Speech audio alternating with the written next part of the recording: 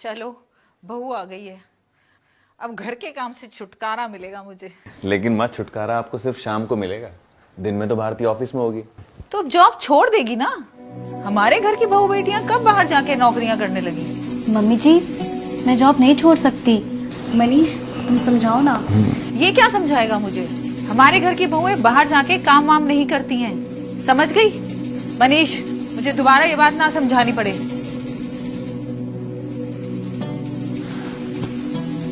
मनीष, मैंने पहले ही कहा था कि मैं जॉब नहीं छोड़ सकती। ये सिर्फ मेरे लिए इम्पोर्टेंट नहीं है, बल्कि मेरे भाई की पढ़ाई भी इसी पे डिपेंड करती है, and you know that. Bharti, I am really sorry यार, मैंने आज तक माँ की कोई बात नहीं टाली। और रहा सवाल तुम्हारे भाई की पढ़ाई का, तो मैं हेल्प कर दूंगा ना यार। तुम कब तक हेल्प करोगे? और फिर मुझे भी तो इंडिपेंडेंट होकर। भारती, मेरे बॉस का कॉल आ रहा है यार, मुझे निकलना पड़ेगा। ठीक है, पर मनीष मेरी बात तो। प्लीज एडजस्ट कर लो ना मेरी।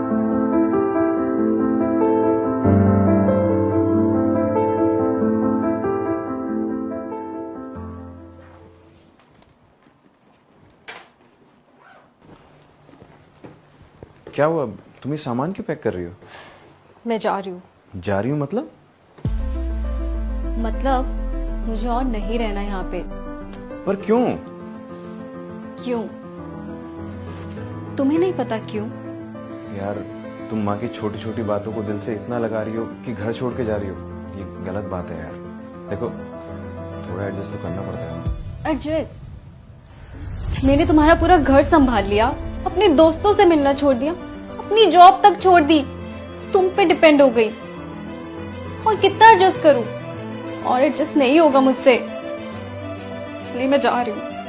भारती, भारती मेरी बात तो सुनो। भारती प्लीज, हम बात कर। भारती,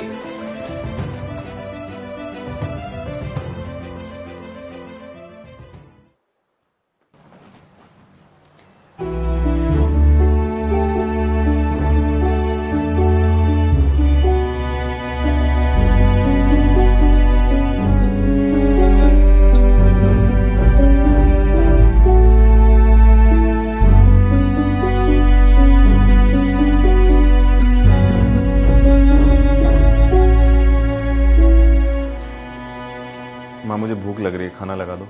बेटा तुम बाहर से मंगा के कुछ खा ले, मैं सुबह से काम कर करके थक चुकी हूँ। बाहर से क्यों? आपने खाना नहीं बनाया? मैंने कहा ना, मैं सुबह से काम कर करके थक चुकी हूँ। इतनी कम उम्र तो मेरी बची नहीं कि मैं घर का सारा काम अकेले निपटा लूं।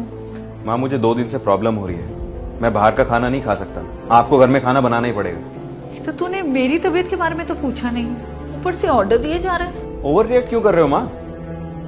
एडजस्ट कर लो ना थोड़ा। Over react? कैसी बातें कर रहा है? क्या हो गया तुझे? क्यों? आप भी तो भारती से ऐसी बात करते थे। आपने उसकी जॉब छुड़वा दी, उसका दोस्तों से मिलना छुड़वा दिया, यहां तक कि जो मैं उसे पैसे देता था वो भी बंद करवा दिए। और जब वो रीजन मांगती थी इन सब चीजों का, तो आप बोलते थे एडजस्ट कर लो। आज आपको मैं शायद बहुत बुरा लग रहा हूं ये बातें करते हुए, लेकिन भारती रोज यही सब फील करती थी। माँ, एक लड़की अपना सब कुछ छोड़कर आती है और बदले में उसकी सारी आजादी हम छीन लेते हैं, उसके ऊपर इतना बर्डन डाल देते हैं कि वो झेल ही ना पाए। अंडरस्टैंडिंग नाम की चीज होती है माँ। कल को आपकी बेटी के साथ कोई ऐसा करे तो कैसा लगेगा आपको? तू सही कह रहे बेटा, मैंने बहुत गलत किया है भारती के साथ, और मैं उससे माफी मांगना चाहती हूँ। तू उसे एक बार ले आ वापस। आपने हिस्से की माफी तो मुझसे मांग लूंगा, लेकिन अगर आप खुद उसे कॉल करके बुलाएंगे तो उसे ज्यादा अच्छा लगेगा।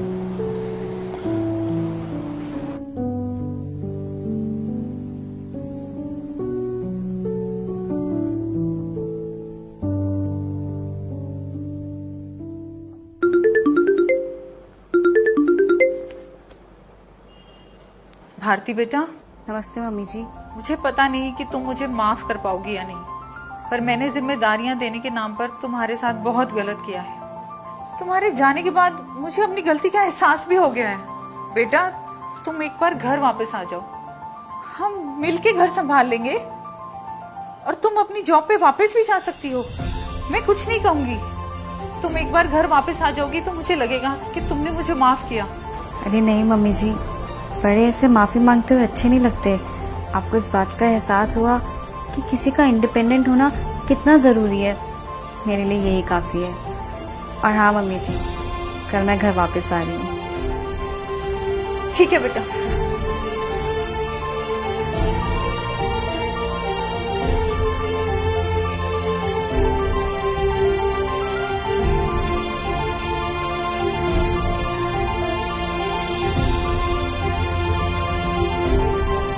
Arrogance and oversmartness usually lead to disaster.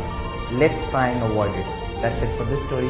See you next week. Khuda Hafiz and stay positive. If you are going through any psychological or relationship problem, then you can join our positivity group by the name of Nijo Positive. It's a community counseling group wherein you can submit your problems anonymously and people in the group will try to solve it or support you with positivity.